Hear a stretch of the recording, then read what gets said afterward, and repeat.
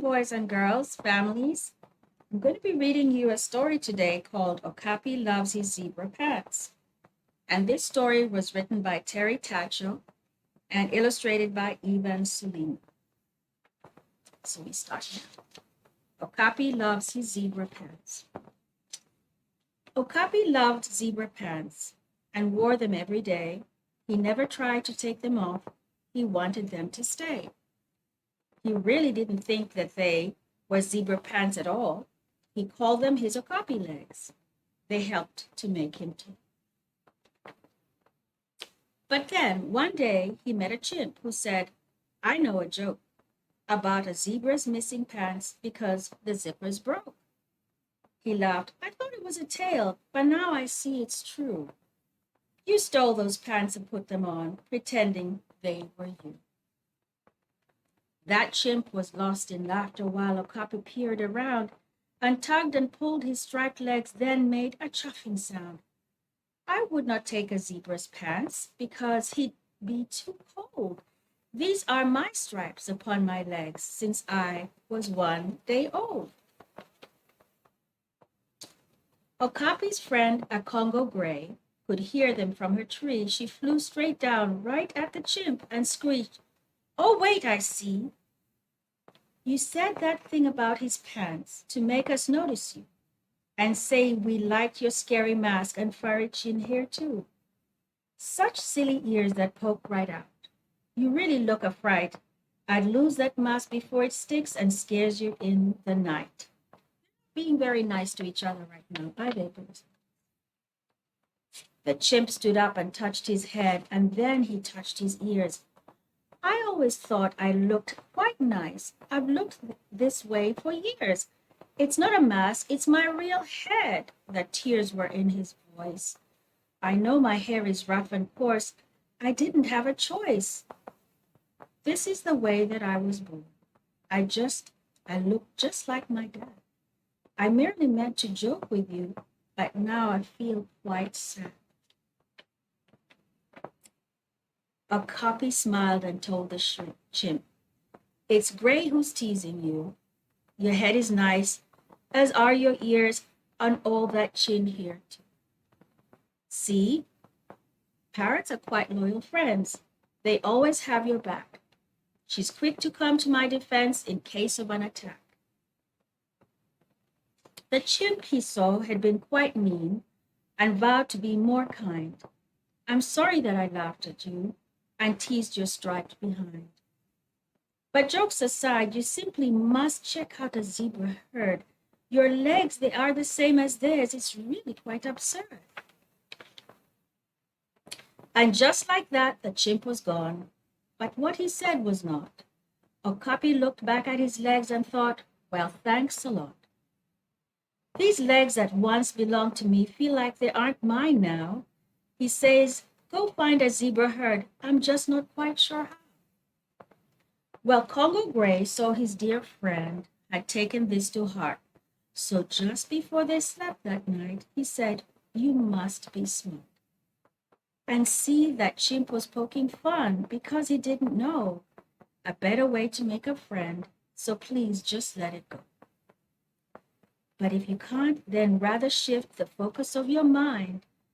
Think why you'd like your gorgeous stripes until thoughts are kind. That night, Okapi tried to sleep. He tossed and turned a lot, and by the time the sun came up, he thought and thought and thought. Okapi had to learn the truth. He couldn't let it be. The only way to know for sure he'd had to go himself and see. He didn't know where zebras lived, or if they all wore pants, but what he knew was who to ask, the wee bush elephants. He left right at the crack of dawn and found them without trouble. My friends, I'm looking for a herd whose bottoms are my double. The elephants all stared a while, then asked, what do you mean? He told them what the chimp had said, then said, I've never seen a zebra's herd, or even one. To know if this is true, I hope you can tell me where to find just one or two. So, sure, we can tell you where to go, but wish that you would stay. The zebras are beyond the trees. There's danger out there. Let's see what happens. Okapi, he was stubborn and had one thing on his mind, and so he thanked those elephants and for being nice and kind. Then set off right towards the sun. It was he, it was he had to do. They yelled, "Be careful and watch out, for things might hurt you." And sure enough, their words were true. Their journey was alive with scary creatures everywhere if only Gray could drive. There was a leopard in a tree. Okapi knew how to hide, then did his best to keep downwind beneath the lion pride. He made it through the dangers fine, with fun stops on the way. He splashed around with hippo friends and cooled off in their spray. The nicest of gorillas said Okapi looked unique, then took him to the jungle's edge. "I'll show you what you seek." She pointed out beyond the trees and said, "I'll stop right here, but if you head just past that hill, the zebras will be there." Okapi nearly lost his way, but in the end came right. And when he found that zebra herd, he got a nasty fright. Their legs had stripes just like he heard, but so much more was true. Stripes covered all the zebras' heads, their backs and bellies too. "My dear friend Gray, why did we come? I didn't need to know. This is much worse than what I feared. I think that we should go." But he stayed put and didn't move. He watched that zebra herd, then turned to Gray and shook his head. "This really is absurd. I let that chimp get in my head and make things seem so wrong. My stripes are special, as are theirs. It's been true all along. And now at last I'm quite thrilled to see I'm like the others. Those zebras share my special stripes. They're practically my brothers." As Gray reached down to stroke his cheek and said, "My dear, that's right. And look up way beyond them there, a stork whose beak is bright.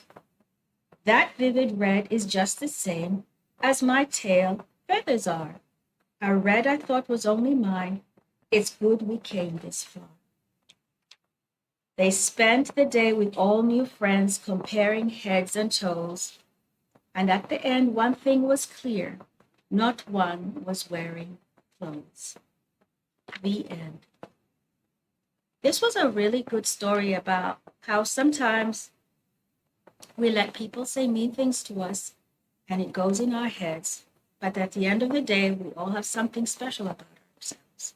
I hope you enjoyed it. Good night.